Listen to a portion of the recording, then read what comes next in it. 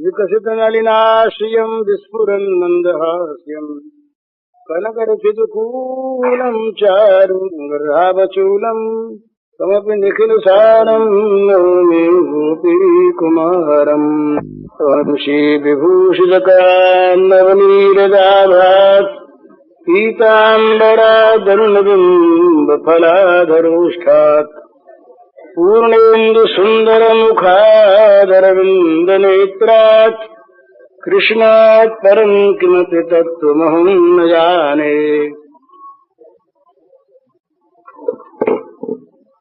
कल के 2 प्रश्न बाकी हैं, उन पर संक्षेप में कह देने के बाद फिर आज की और चीज समय रहा तो कही जाएगी।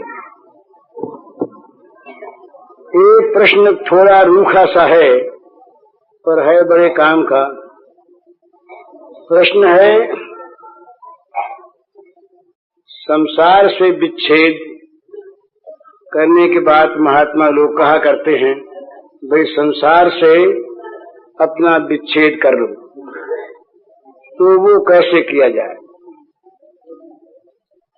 तो इसके 2 तरीके हैं। या तो संसार को मिटा दिया जाए तो विच्छेद हो गया, और या संसार को भगवानमय बना लिया जाए तो विच्छेद हो गया। 2 बात है। तो इसके संक्षेप में कहता हूं 2 तरीके हैं।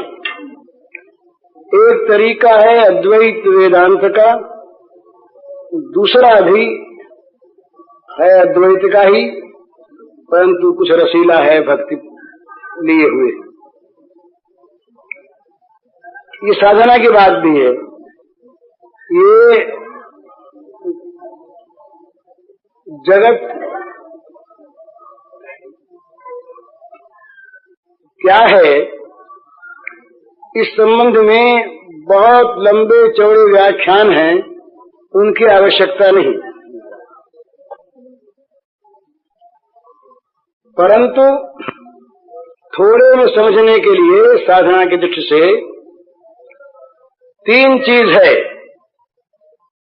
दृष्टा, दर्शन और दृश्य। देखने की चीज, देखना और देखने वाला। तो देखने वाला देखने की चीज से अलग है। देखने की चीज दृश्य, उसका शास्त्रीय नाम दृश्य है, और देखने वाला दृष्टा, और देखना दर्शन, ये शास्त्रीय नाम है। तो अपने को पहले तो देखने वाला बनावे, दृश्य से अलग देखने वाला बनावे, भोगने वाला नहीं। भोक्ता संसार के साथ, दृश्य के साथ मिला हुआ है, और दृष्टा देखता है, मिला हुआ नहीं है। तो कर्तृत्व और भोक्तृत्व जो ये जहाँ पर है, मैं करता हूँ, मैं भोगता हूँ, यहाँ तो दृश्य के साथ वो मिला हुआ है, और जहाँ मैं केवल देखता हूँ वहाँ दृश्य अलग है, देखने वाला अलग है। तो इस दृष्टि से संसार से विच्छेद होता है। दूसरी चीज इसमें ये ऐसा मानते हैं, है क्या सो भगवान जाने, हमें पता नहीं, ऐसा मानते हैं अजातवाद वाले कि जगत कभी बना ही नहीं, कभी बना नहीं, ये है नहीं। जब तक माया है तब तक जगत की कल्पना है, माया न रही तो जगत नहीं है, ऐसा मानते हैं। अब ये अलग, इसमें बहुत से प्रश्न आ सकते हैं, फिर माया कहाँ से आ गई, बहुत सी चीजें हैं, वो फिर अलग अलग वाद हैं। उनकी बात न कह करके ऐसा मान लें कि जब तक ये माया है तब तक जगत है, नहीं तो जगत नहीं। तो इस जगत का वाद करें, जगत का माया समझ के इसका वाद करें। वाद करते करते, जगत का निरसन करते करते जो रह जाए वो स्वरूप है, पर उसमें भी दिक्कत है। क्या दिक्कत है? जरा वेदांत का अध्ययन करने वाले उसको समझ सकते हैं। सबका निरसन करने वाली, सबका त्याग करने वाली, सबका निषेध करने वाली एक वृत्ति रह जाती है। वो वृत्ति कहती है कुछ नहीं है, ब्रह्म है। वो वृत्ति कहती है ब्रह्म के अतिरिक्त कुछ नहीं है, पर वो कुछ नहीं है कहने वाली वृत्ति है, निषेध करने वाली वृत्ति है। तो ये जो जगत के अभाव का ज्ञान है, ये निषेध करने वाली वृत्ति को लेकर के है। जब तक ये वृत्ति है तब तक वृत्तिजन्य ज्ञान है। इस वृत्ति का भी नाश होना चाहिए। संसार का विच्छेद हो गया दृष्टा बनते ही। संसार का विच्छेद हुआ इस संसार में निषेधात्मक वृत्ति बन जाने पर, परंतु तब तक निषेध नहीं होता ये जब तक कि वृत्तिजन्य निषेध ज्ञान रहता है। इस वृत्ति का भी अभाव हो जाना चाहिए। इसके बाद जो स्थिति वो निर्वचनीय है, वहां फिर न दृष्टा है, न दृश्य है, न दर्शन है। जो कुछ है सो है, वो निर्वचनीय है, अचिंत्य है। वहां जगत नहीं और जगत का प्रश्न नहीं। एक तो ये। दूसरा जो है वो बड़ा सुंदर है। वो ये कोई सुंदर सो नहीं, अपनी अपनी आंख अलग रहे। वो ये है कि सारा जगत ये भगवान की लीला है। जगत में दो ही चीज है, जो है सो भगवान, जो हो रहा है सो भगवान की लीला। जो है सो भगवान और जो हो रहा है सो भगवान की लीला। तो ये जगत जो है, ये जगत नहीं है, ये जगत भगवान की लीला है। और उस लीला में हम एक परिकर हैं, उस लीला में हम एक अभिनेता हैं। उस लीला में हमारे जिम्मे भी भगवान ने कुछ खेलने के लिए पाठ दिया है। तो हमारा संबंध जगत से नहीं, हमारा संबंध लीलामय भगवान से है और हमारा संबंध भगवान की लीला से है। इसमें भी जगत के संबंध का विच्छेद हो गया।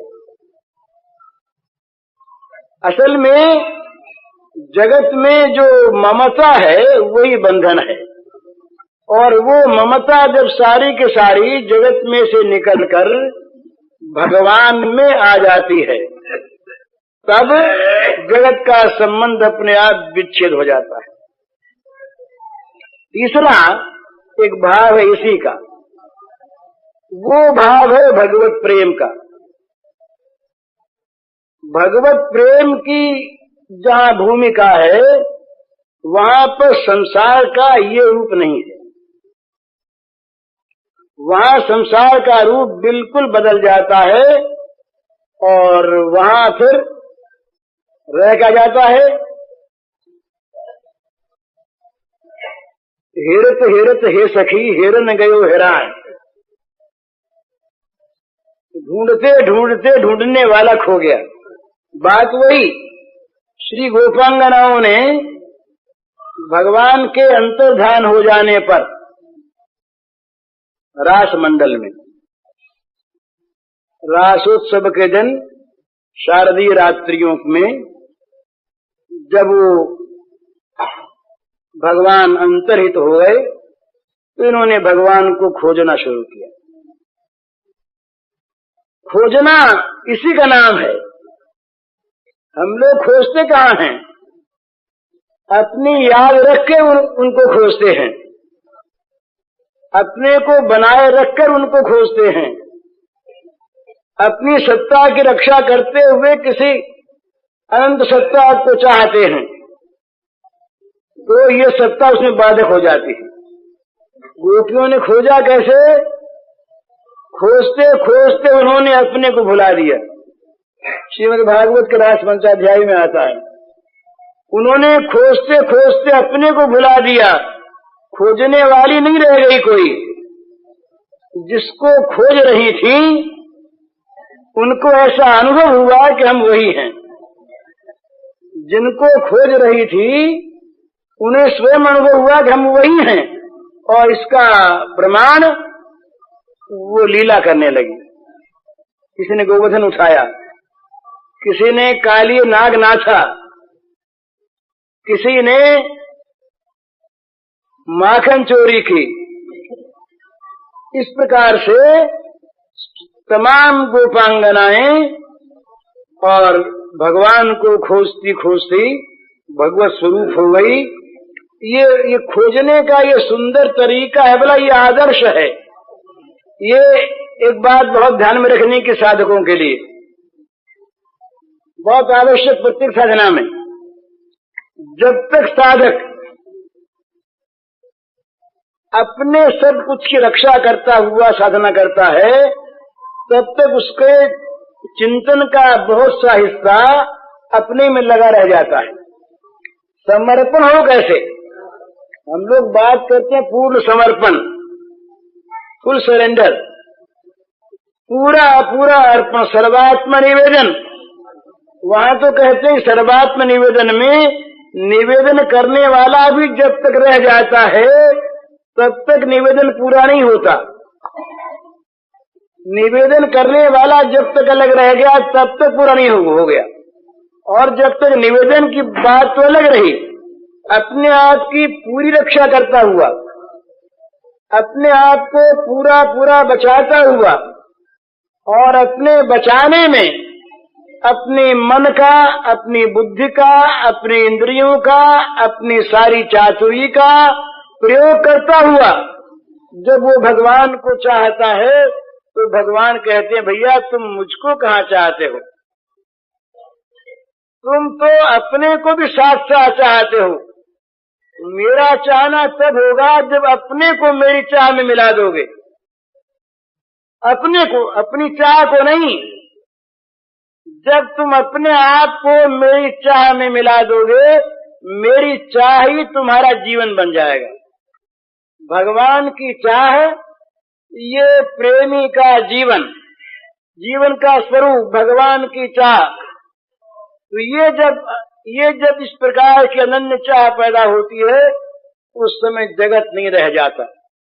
जगत का सारा संबंध विच्छिन्न अपने आप हो गया और रह गया केवल जिसको हम चाहते थे वही। अब वो क्या है, इसकी कल्पना हम बहुत तरह से कर सकते हैं। वो हमारा प्रेमास्पद है, वो हमारा भगवान है, वो हमारा ईश्वर है, वो हमारा जीवन है, वो हमारा आत्मा है, वो ब्रह्म है। किसी नाम से मुझको कह लें, पर जब वो रह जाता है और हम अपने आप को उसकी चाह में विलीन कर देते हैं, तब तो वहां पर केवल लीला में दो चीज रहती है, नहीं तो लीला सांग नहीं होती, प्रेमी और प्रेमास्पद। अब वो प्रेमी और प्रेमास्पद में वहां पर भी इतनी एकता होती है कि प्रेमी प्रेमास्पद हो जाता है और प्रेमास्पद प्रेमी बन जाता है। ये कुछ अनोखी सी बात लगेगी, ब्रज की आराधना में इस तरह की चीज आती है, जहां वो इसीलिए वहां पर श्री राधा के दो स्वरूप माने गए हैं, तो दो स्वरूप माने गए हैं। राधा आराधिका और राधा आराध्या। भगवान राधा के आराध्य देव हैं और सारा ब्रज राधा की काय विव रूपा समस्त श्री गोपी जन ये श्री कृष्ण की उपासना में, श्री कृष्ण के आराधन में संलग्न है। यहाँ पर श्री कृष्ण आराध्य हैं और राधा आराधिका हैं, आराधन करने वाले। तो एक ये स्तर आता है जिस स्तर में राधा आराध्या हो जाती हैं और श्री कृष्ण आराधक बन जाते हैं।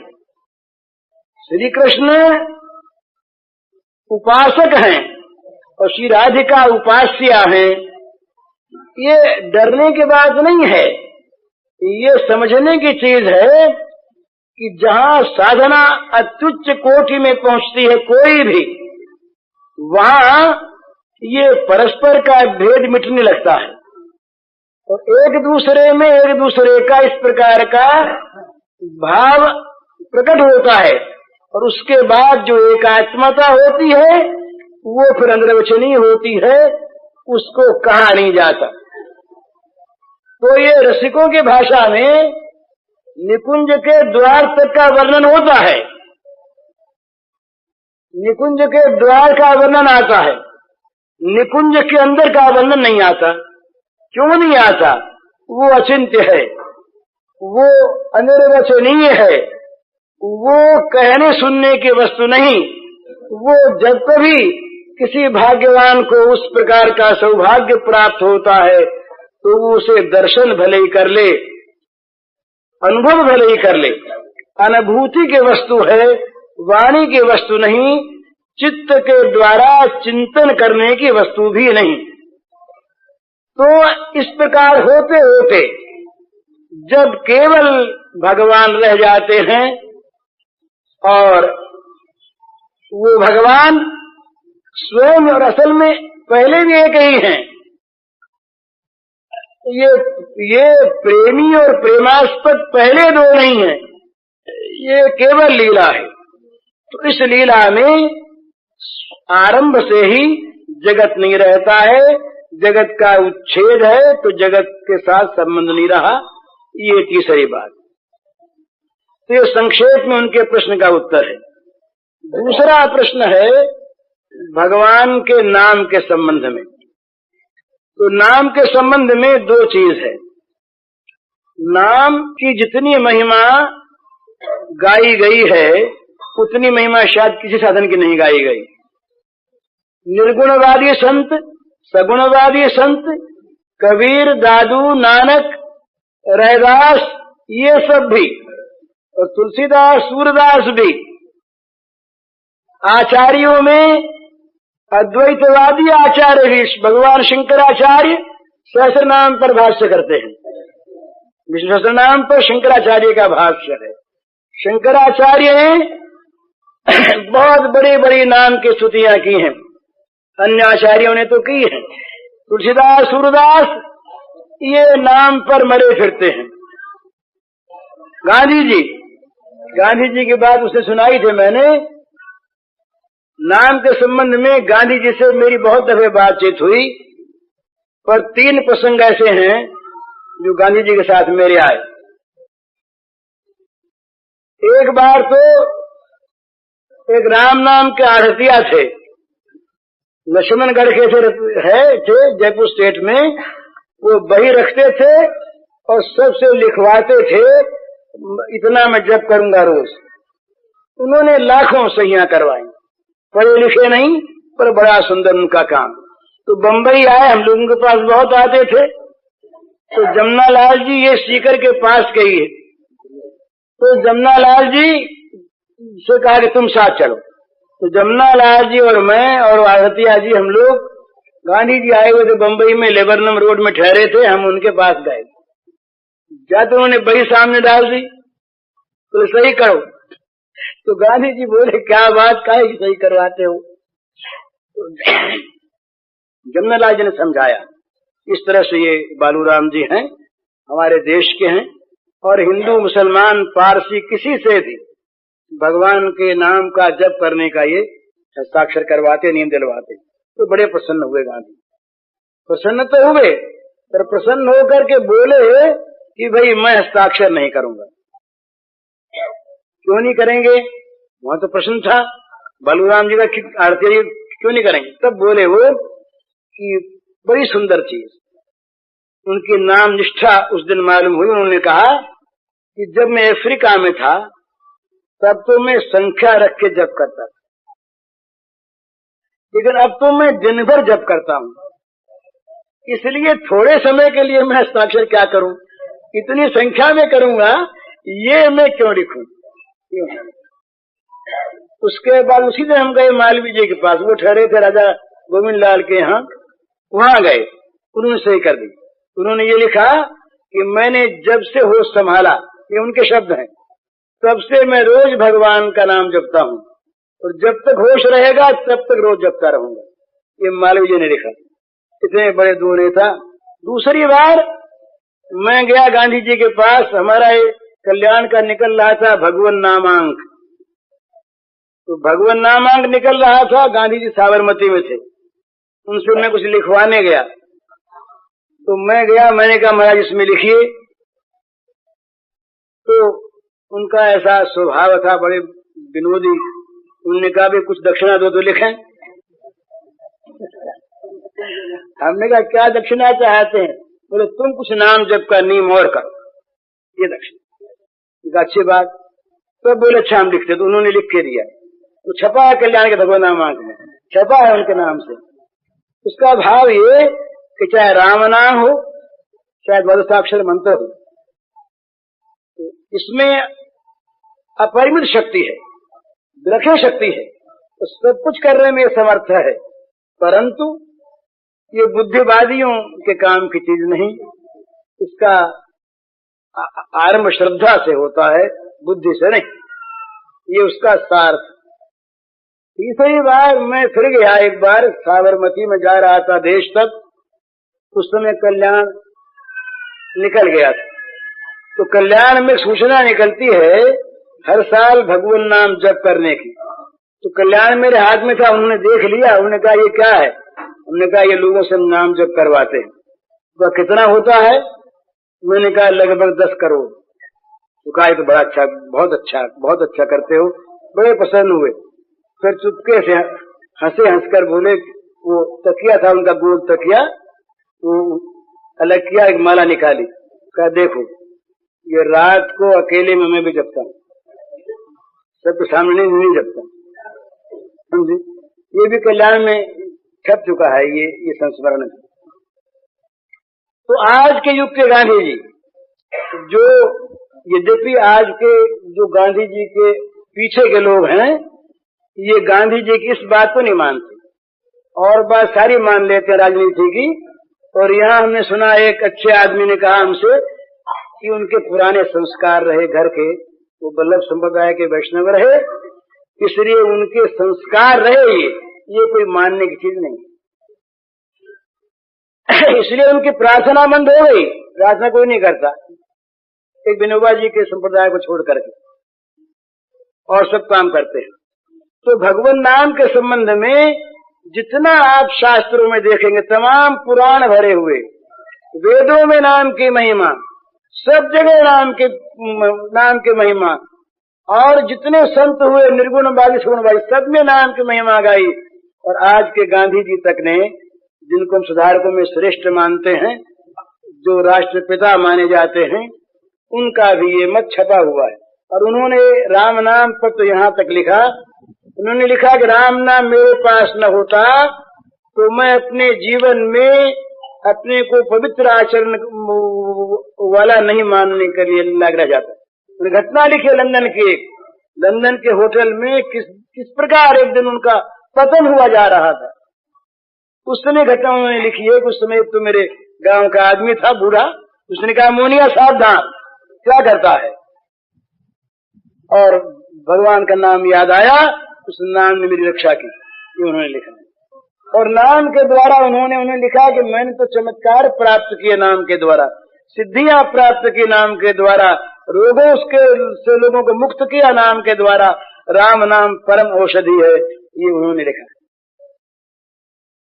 तो इसलिए, और राम नाम का, ये भगवान के नाम का अद्भुत प्रभाव है। भला हम लोगों को मालूम नहीं होता, इसलिए चीज छोटी मानते हैं ना, चीज छोटी मानते हैं। ये भगवान नाम कौमुदी में एक दृष्टांत आता है कि भाई भगवान के नाम का प्रायश्चित्त के लिए प्रयोग क्यों नहीं लिखा स्मृतिकारों ने।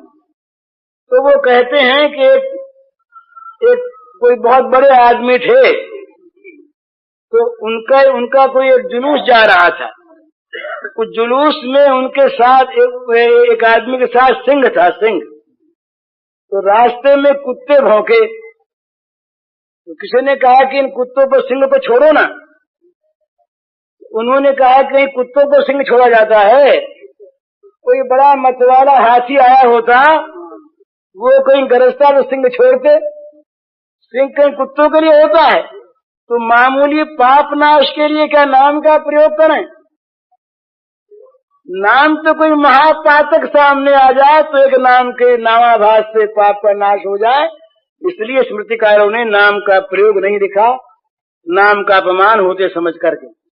लेकिन नाम से असंभव संभव होता, इसमें कोई संदेह नहीं। मुझे अपने जीवन में दो ही चीज का अनुभव है, मुझे कहना नहीं चाहिए लेकिन सबके काम की बात। एक तो भगवान की कृपा पर विश्वास। जब जब अड़चने आई, जब जब बाधाएं आई, लौकिक भी पारमार्थिक भी, तब तब याद दिलाया चित्त ने भगवान की कृपा पर विश्वास करो, भगवान की कृपा पर विश्वास करो, उनकी कृपा से सब कुछ हो सकता है। और दूसरा नाम का मुझे पहले भी कुछ थोड़ा थोड़ा अभ्यास था, मामूली।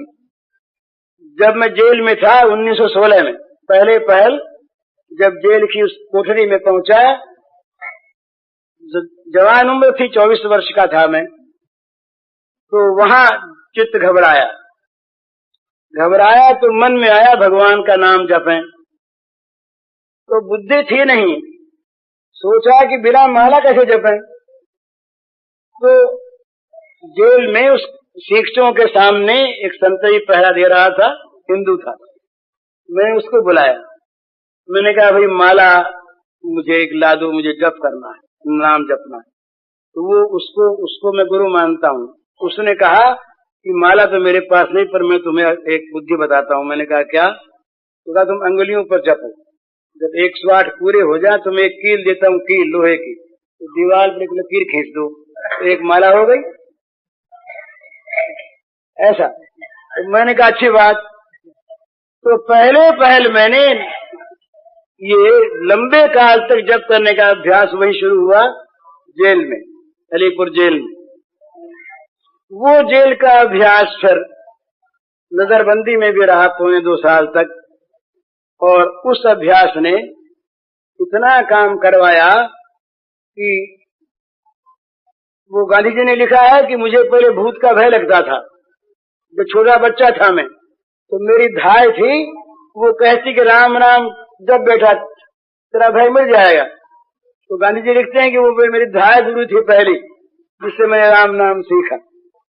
तो इसके बाद अपने जीवन की मैं आपको सुनाता हूँ बात, घटना ही बताता। राम नाम से मुझे ऐसे अनुभव हुए हैं जिनके लिए मैं कह सकता हूँ कि असंभव संभव हो गया, असंभव संभव हो गया ये भगवान के नाम की। तो ये महिमा भी महिमा नहीं है, ये तो रामन सकई नाम गुण गाई। भगवान राम नाम का गुण नहीं गा सकते, इतना नाम का अमित प्रभाव है, परंतु चीज लगती छोटी सी। तुलसीदास महाराज तो कहते हैं, भरोसो जाही दूसरो सो करो, मोरे तो राम को नाम कल्प तरु, कलि कल्याण फरो, भरोसो जाही हे दूसरो सो करो। कर्म उपासन ज्ञान वेद मत, सो सब भांति खरे। खंडन नहीं, कर्म उपासन ज्ञान वेद मत, सो सब भांति खरे। मोहि तो सावन के अंधई जो, सूझत हरो हरो, भरोसो जाही दूसरो सो करो। अब कर्म उपासना ज्ञान वेद मत सब सत्य है, परंतु जैसे सावन के अंधे को हरियाली सूझती है, उसी प्रकार मुझे तो राम नाम सूझता है। चाटत रहे स्वान पातर जो, कबहु न पेट भरो। कुत्ते की भांति मैं जूठी पत्तलों को चाटता रहा जन्म जन्मांतर से, कभी पेट नहीं भरा। यही तो हम लोग करते हैं। रात दिन भोगों की उपासना में कुत्ते की भांति पत्तलें चाटते हैं, कभी पेट भरता है और चाहिए चाहिए चाहिए, कभी तृप्त नहीं होती। चाटत रहो स्वान पाथर जो कब उन पेट भरे, सो मैं सुमिरत राम। उन्हें किसी और का खंडन नहीं करते। मेरे तो ये दो अक्षर जो है राम है, ये मेरे माँ बाप है। तो जैसे माँ बाप के सामने बच्चा हठ पकड़ लेता है, इसलिए मैं तो इन्हीं माँ बाप पर हठ पकड़े हुए हूँ।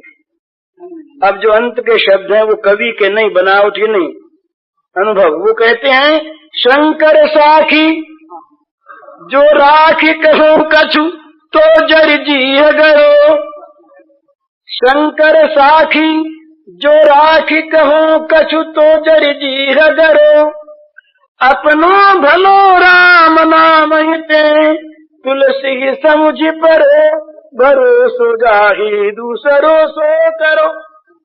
भगवान शंकर साक्षी हैं। यदि मैं बनाकर कहता हूँ तो जय जी है गरो, मेरी जीव जल जाए, सड़ जाए, नष्ट हो जाए। अपना भला अपनो भलो राम नाम हिते तुलसी समुझ परो, तुलसी को अपना भला राम नाम में दिखाई दिया। ये कितने विश्वास के शब्द हैं, बताइए कितनी विश्वास की चीज है। तो राम नाम, भगवान का नाम विश्वास पूर्वक, श्रद्धा पूर्वक ले, तब तो कहना ही क्या है। जब नाम मीठा लगता है ना, तो क्या होता है, क्या होता है, फिर छूटता नहीं। जब तक मिठास नहीं आती, चैतन्य महाप्रभु ने बताया, नामे रुचि जीवे दया वैष्णव सेवन। नामे रुचि, भगवान के नाम में रुचि हो जानी चाहिए, मीठा लगे, स्वाद आ जाए। जब तक स्वाद ना आवे तब तक नाम कैसे ले, इस पर भी लिखा है। बड़ा सुंदर उन्होंने बताया है कि जो पित्त का रोगी होता है ना, पित्त के रोगी की जीभ कड़वी हो जाती है पित्त के कारण से, उसको मिश्री भी कड़वी मालूम होती है। हालांकि मिश्री काली, मिश्री कड़वी नहीं, लेकिन मिश्री पित्त की दवा भी है। तो मिश्री मीठी है इसलिए नहीं, पित्त रोग नाश की दवा है इसलिए खाना शुरू कर दे। और मिश्री खाते खाते जो जो पित्त नाश होगा, त्यों त्यों जीभ की कड़वास मिटेगी। जीभ की कड़वास गई कि मिश्री मीठी है। इस प्रकार से भगवान का नाम अगर मीठा न भी लगे, है तो बड़ा मीठा। जब तक न मीठा लगे जीभ की कड़वास के कारण, तब तक दवा की भांति उसे लेते रहो। है मीठा ही है जिह्वे रस सारज्ञे, सर्वदा मधुर प्रिय, श्री राम नाम पीयूषम पिब जिह्वे निरंतरम। तो संत कहते हैं, अरे जीव तू रस के सार को जानने वाली है, हे जिह्वे रस सारज्ञे सर्वदा मधुर प्रिय, तुझे निरंतर मीठा अच्छा लगता है। ये भगवान का नाम पीयूष है, अमृत है, निरंतर इसे पीती रहे। तो जब तक नहीं मीठा लगता तब तक दवा की भांति लें, दवा की भांति लाभ होगा। बोले कि दवा की भांति मन में न आया तो भी, अब जरा विशेष श्रद्धा की बात है। वो ये है कि अग्नि को बिना समझे आप छू लें तो क्या अग्नि जलाएगी नहीं? अग्नि में जो स्वाभाविक दाहिका शक्ति है, वो दाहिका शक्ति अज्ञानाद अथवा ज्ञानाद, उत्तम श्लोक नाम ये ऐसा कहा कि अज्ञान से या अज्ञान से, श्रद्धया हेलया वा भगवत नरमात्रम ताय कृष्ण नाम। ये कहा है कि श्रद्धा से हो अश्रद्धा से हो, सांकेत्यम पारिहास्यम वा स्तोभम हेलनमेवा। श्रीमद् भागवत में आया, संकेत से, दिल्लगी में, शोभ से, ये लय पूरी करने के लिए गान की, अवहेलना से, किसी प्रकार से भी भगवान का नाम जीभ पर यदि आ जाए तो क्या होता है? जैसे अग्नि बिना जाने स्पर्श हो जाने पर जला देती है, इसी प्रकार बिना जाने भी अगर भगवान का नाम जिह्वा पर आ गया तो सारे पाप जल जाते हैं। ये नाम का स्वाभाविक ये स्वरूप बल है, बिना जाने। नाम लेने वाला चांडाल भी उत्तम है। नाम जपत कोड़ी भलो जा मुख निकसत राम, ऐसा का कोड़ी भी अच्छा। स्वपच के लिए भागवत में आया, ओ बद सुपचो तो गरियान यज्वाग्रे वर्तते नाम तुभ्यम ते पुस्तपस्ते जुहु शस्त्रनारिया ब्रह्मानुसुर नाम गृणंति ये थे। तीसरे स्कंध में देवहूति के वाक्य वो कहती है, भगवान जिसके जीव के अग्रभाग पर तुम्हारा नाम नाच रहा है, यज्वाग्रे वर्तते नाम तुभ्यम, जिसके जीव के कोने पर तुम्हारा नाम विराजमान है, वो चांडाल भी श्रेष्ठ है। सुपचो तो गरियान, वो चांडाल बड़ा श्रेष्ठ है। उसने सारे तप कर लिए, सारे दान कर लिए, सारे हवन कर लिए, सारा वेदाध्ययन कर लिया, सारे तीर्थों में हो आया, जिसके जीव पर आपका नाम आ गया। तो भगवान का नाम जाने अनजाने किसी प्रकार ले, तो ये अपने विश्वास के बल पर ही नहीं, शास्त्रों का आधार तो है ही, उसके आधार पर और अपने अनुभव के आधार पर भी मैं आप सबसे प्रार्थना करता हूं हाथ जोड़ करके, बड़ी सीधी चीज है और बड़ी उत्तम चीज। व्यर्थ बोलना बंद कर दें। व्यर्थ बोलना बंद करने में 4 लाभ होंगे। वाणी में बल आएगा, क्यों? झूठ छूटेगा, पर निंदा छूटेगी और व्यर्थ की चर्चा छूटेगी। तो बिना काम बोले नहीं, ये बड़ी आवश्यक साधना की चीज है। हर एक साधन में बिना काम बोले नहीं, या तो काम की बात बोले और या राम का नाम ले। चलते फिरते, उठते बैठते, सोते जागते, हर समय रसोई बना रही है माताएं, जीभ से नाम चल रहा है।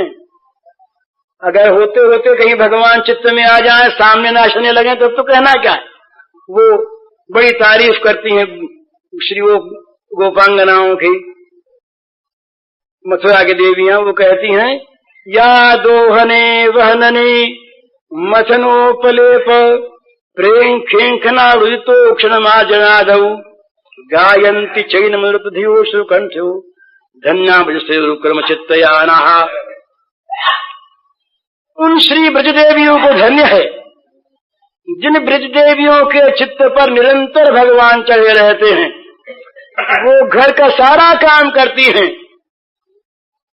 गो दूहती हैं, घर लीपती हैं, धान कूटती हैं, रसोई बनाती हैं, बच्चों को खिलाती हैं, पर सब समय करती क्या है? जीभ से उनके भगवान के गुण नाम का गान चलता रहता है। आंखों उसमें प्रेम के आंसू छलकते रहते हैं और वाणी गदगद रहती है और वो सारा काम करती है। वो धन्य है।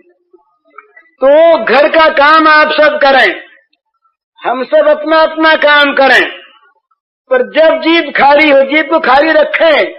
ये ध्यान में रखनी चाहिए कि दिन भर हम काम की बात नहीं बोलते हैं, हम फालतू बात व्यर्थ की चर्चा बहुत करते हैं।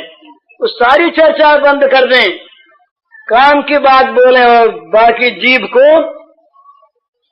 को भगवान के नाम में लगा दें, जोड़ दें। जीभ निरंतर भगवान का नाम लेती रहे। तुलसी अपने राम को रिझ भजो चाहे खीर, उल्टे सीधे जामी है खेत पड़े सो बीज। चलते फिरते उठते बैठते अशुद्धि शुद्धि कोई बात नहीं है। पवित्र पवित्र हुआ सर्वावस्थंग दुविवा, ये स्मृत पुंडरीकाक्ष सवाह्याभ्यंतर शुचि। रोज संध्या में इसका हम लोग मंत्र का उच्चारण करते हैं।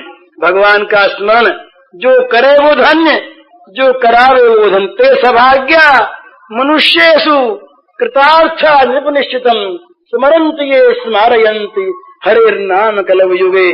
परीक्षित से कहते हैं सुखदेव जी कि संसार में वो भाग्यवान हैं और वो कृतार्थ हो चुके जो इस कलयुग में भगवान के नाम का स्मरण करते हैं और कराते हैं। तो दिन भर भगवान के नाम का स्मरण हम लोग कर सकते हैं। रोज लखपति बने, संसार के जो ये रुपयों के लखपति हैं, इनको तो अगर भगवान से को अगर भूले रहे तो अंत में रोना पड़ेगा भला, अवश्य अवश्य। अगर भगवान को भूले रहे तो रुपए नहीं बचा सकेंगे, अधिकार नहीं बचा सकेगा, पद नहीं बचा सकेगा, रोना पड़ेगा और पड़ेगा, चाहे वो कैसे ही इस समय अपने को ऊंचा मानते हो। भगवान में मन नहीं लगा तो अंत में रोना पड़ेगा। लेकिन ये लाख रुपया रोज कमा लें आप, लाख नाम आसानी से ले सकते। कल एक बाई ने मुझको बताया, मुझे बड़ा अच्छा लगा। वो महाराज सवेरे तो भगवान की लीला का ध्यान करते हैं, बड़ा सुंदर, और लाख नाम सवेरे जप कर लेती है। उसके बाद दोपहर के बाद फिर और जप करती है, वो बिना संख्या के। तो मुझे बड़ा, देखो ना कितना सुंदर जीवन है। इस प्रकार का जीवन मन बना ले कि बस मन में भगवान बसें, वाणी में भगवान बसें और शरीर से भगवान की सेवा बने। तीन ही तो चीज है। जो कुछ करें भगवान की सेवा के भाव से, जो कुछ बोले भगवान का नाम गुणगान करें, और जो कुछ सोचें भगवान की बात सोचें, भगवान को चित्त में ले आवें, उनके सुंदर मधुर जो भगवान का श्री वपु है उसको चित्त में लावें, निहाल हो जाएं। तो भगवान का नाम ये आप सबसे प्रार्थना है। और सच्ची बात ये, गंगा के तट पर मैं आप सबसे भीख मांगता हूँ, आप लोग भीख दीजिए, इसका फल सारा आपका, मुझे फल बल नहीं। आप लोग मन ही मन प्रतिज्ञा कर लीजिए कि जीव को जहाँ तक बनेगा व्यर्थ के काम में नहीं लगाएंगे, और खाली जीव से चलते फिरते सब समय जो नाम रुचे आपको, कोई किसी नाम का आग्रह नहीं, जो नाम अच्छा लगे, जिस नाम में रुचि हो, जिसमें प्रेम हो, और प्रेम न हो तो जबरदस्ती करें। इस काम में जबरदस्ती करना भी अच्छा, जबरदस्ती भी अगर भगवान का नाम लिया जाए तो बड़ा अच्छा। ये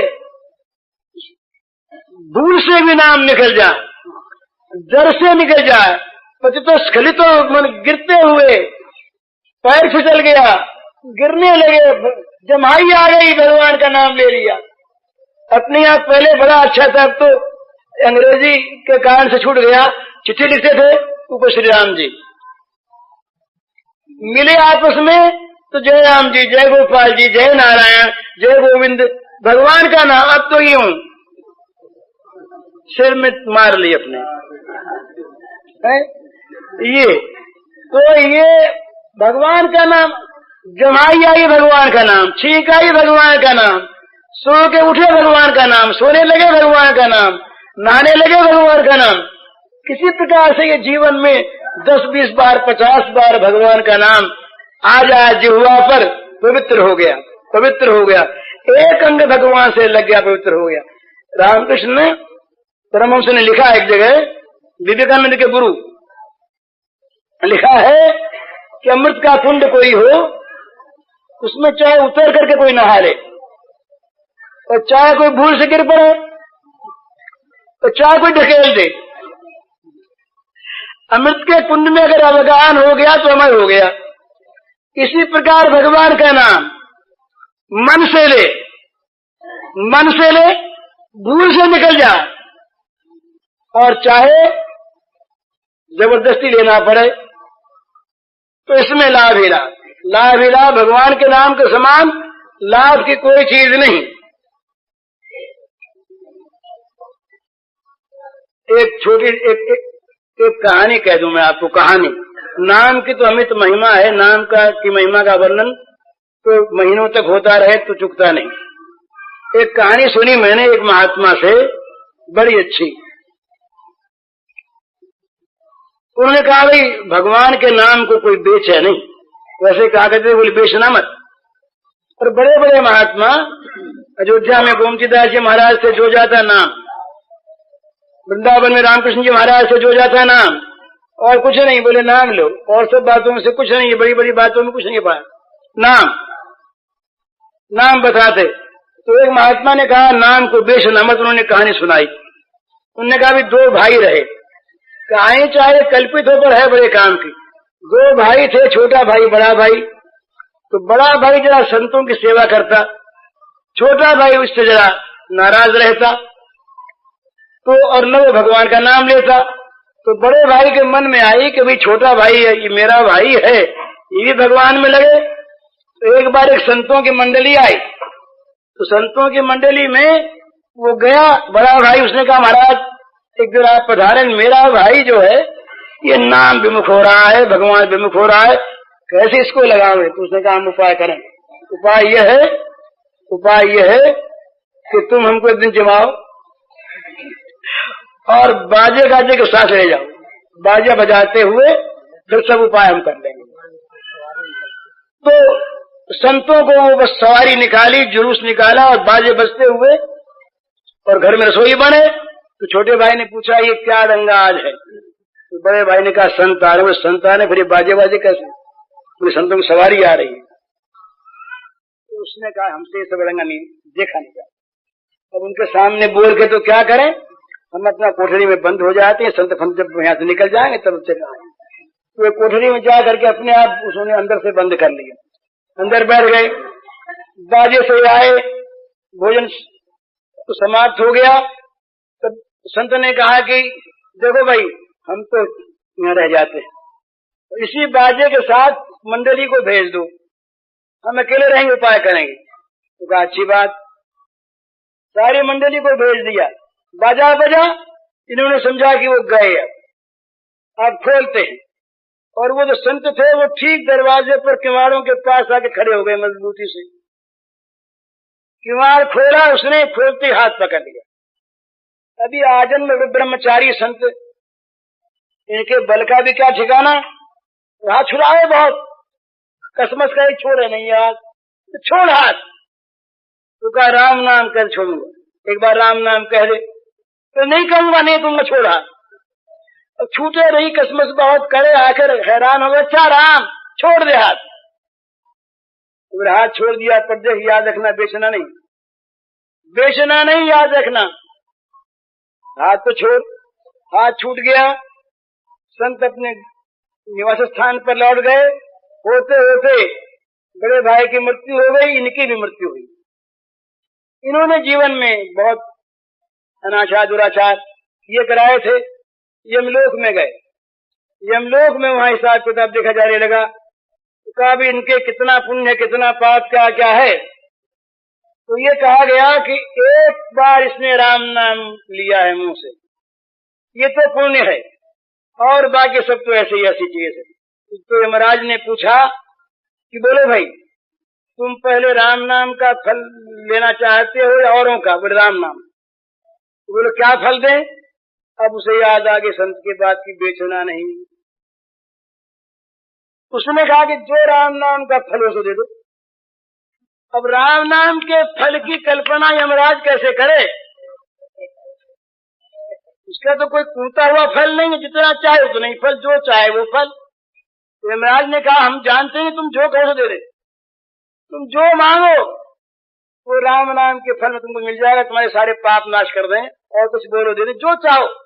उसने कहा हम नहीं कहते, हम तो बेचते नहीं, हमको सिखाया गुरु ने बेचना मत, तुम जो समझो ठीक इसका मूल्य वो दे दो। बोले हम तो मूल्य नहीं समझते। तो के समझाओ। तो बोले अच्छा इंद्र के पास चलो। उसने कहा हम नहीं जाते ऐसे, पालकी में अगर तुम लगो और हमको ले चलो तो जा।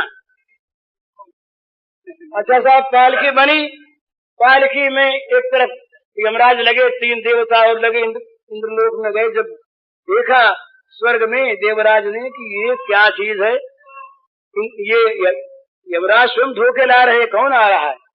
सामने आए इंद्र ने कहा क्या बात है? बोले एक आदमी है, जीव है, ये कहता है राम नाम का फल जो हो सो दे दो। तो राम नाम का क्या फल दें? ये कहा कि साथ चलो हमारे इंद्र के पास। तो कहा तुम लगो तो चलें। तो क्या फल? उसने तो इंद्र ने कहा ये तो हमारे बस की बात, भगवान के नाम का फल कौन कूटे? रावण से कहीं नाम गुनेगा, भगवान के नाम का की कीमत कौन आके? चले ब्रह्मा के पास।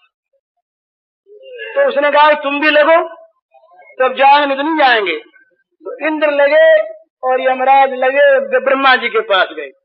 ब्रह्मा जी ने आश्चर्य किया, वहीं ऐसी बात हुई। ब्रह्मा ने पूछा क्या बात? बोले ऐसी बात। ब्रह्मा ने कहा हम नहीं जानते फल राम नाम। भगवान के नाम का फल तो नाम जपते हैं शंकर जी, उनसे पूछें। वहां चलो, बोले आप साथ चलो, बोले आप लगो तो हम बैठे तीनों लगो इसमें। इंद्र लगे, यमराज लगे, हंसने की बात नहीं है। फल तो इतना न मालूम कितना विचित्र होता है, चाहे कल्पना हो सब सिद्धांत की बात है। ब्रह्मा लगे, शंकर के पास गए। शंकर ने कहा हम तो भैया रात दिन जपा करते हैं, हमने कभी फल की बात सोची ही नहीं। राम नाम का कोई फल होता है क्या? तो शंकर जी ने इसने कहा भी हम लगेंगे, तुम तीन लगे हो ना, हम लगेंगे। अब वैकुंठ में गए, चारों देवता ब्रह्मा, शंकर, इंद्र और यमराज लगे हुए पालकी उठाए ले जा रहे हैं। धन्य धन्य वो हो गया। ये वैकुंठ में ले गए, ये देवता उठा करके वैकुंठ में पहुंचे। भगवान ने कहा महाराज ये क्या बात, आज कैसे आप लोग लग करके आए? बोले महाराज ये एक जीव आया है, ये कहता है कि भगवान के नाम का फल बताओ। इसको फल क्या बताओ, तो समझ में आता ही नहीं हमारे तो कहा नहीं आता। बोले आप बताओ। बोले बताओ। बोले काम करो, आप लोग इसको उठा करके हमारी गोद में बैठा दो। उठा गोद में बैठा दिया। बोला अब बताइए फल। बोले अब लौट जाइए आप, अब क्या फल बताऊं? ये फल हो गया ना, एक राम नाम जबरदस्ती बीजो ले लिया, उसको आप चारों पालकी में बैठा करके यहाँ ले आए, मेरी गोद में बैठ गया, बस ये फल हो गया। तो चाहे कहानी ये कल्पित हो, पर भगवान के नाम का फल अमित है। भगवान के नाम का फल कोई कह नहीं सकता। तो भगवान का नाम मैंने जो प्रार्थना की आप सबसे, और कुछ माताएं बहनें नियम कर लें, भाई सब नियम कर लें। 21,600 एवरेज में हमारे नाम ये श्वास आते, 21,600 एवरेज में श्वास आते हैं। तो इतने नाम तो कम से कम हम ले ही लें। कोई नाम हो, राम हो, कृष्ण हो, हरि हो, गोविंद हो, जनार्दन हो, शिव हो, दुर्गा हो, कोई नाम हो, जो नाम जिसको प्रिय हो वो नाम इतना तो ले ही लें। और इतना न ले सके बाबा, जितना ले सके उतना ही लें, पर राम नाम से नाता जोड़ लें। राम न भगवान के नाम से संबंध जोड़ लें। भगवान का नाम जिह्वा पर रहा तो निहाल हो जाएंगे। ये 2 प्रश्नों का उत्तर संक्षेप में, और प्रश्न तो और भी रह गए हैं और पीछे का। हरिओम। जय सिया राम, जय जय सिया राम, जय सिया राम, जय सिया राम, जय जय सिया राम, जय सिया राम, जय सिया राम, जय सिया राम, जय जय सिया राम, जय सिया राम, जय सिया राम, जय सिया राम, जय जय सिया राम, जय सिया राम, जय सिया राम, जय सिया राम, जय जय सिया राम, जय सिया राम, जय सिया राम, जय सिया राम, जय जय सिया राम, जय सिया राम, जय सिया राम, जय सिया राम, जय जय सिया राम, जय सिया राम, जय जय सिया राम, राम राम कही थे जमुआही, राम राम कही थे जमुआही, तिन्हि न पाप कुंज समूहाही, तिन्हि न पाप कुंज समूहाही, जय सिया राम, जय जय सिया राम, जय सिया राम, जय जय सिया राम, जय सिया राम, जय जय सिया राम, जय सिया राम, जय जय सिया राम, जय सिया राम, जय जय सिया राम, जय सिया राम, जय जय सिया राम, जय सिया राम, जय जय सिया राम, जय सिया राम, जय जय सिया राम, राम सकल नामन ते अधिकार,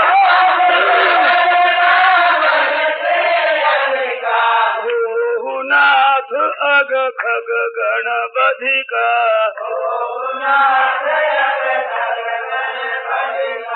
जय सिया राम जय जय सिया राम जय सिया राम जय जय सिया राम जय सिया राम जय जय सिया राम जय सिया राम जय जय सिया राम जय सिया राम जय जय सिया राम जय सिया राम जय जय सिया राम जय सिया राम जय जय सिया राम जय सिया राम जय जय सिया राम जय सिया राम जय जय सिया राम जय सिया राम जय जय सिया राम तुम पुनि राम नाम दिन राति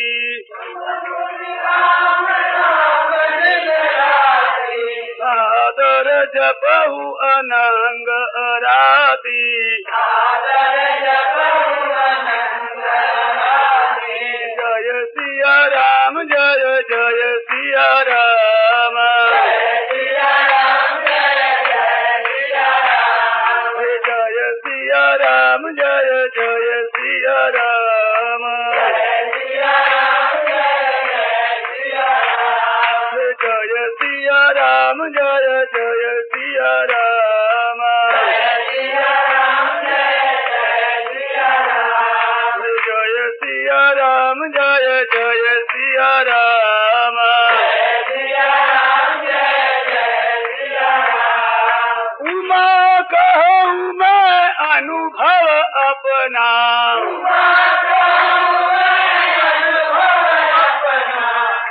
हरि भजन जगत सब सपना हरि भजन जगत सब सपना जय सिया राम जय जय सिया राम जय सिया राम जय जय सिया राम जय सिया राम जय जय सिया राम जय सिया राम जय जय सिया राम रामचंद्र की जय वंशी वाले की जय। पूज्य श्री भाई जी के इस प्रवचन का शीर्षक है भगवान नाम की अनुपम महिमा और इसका कैसेट संख्या है 20।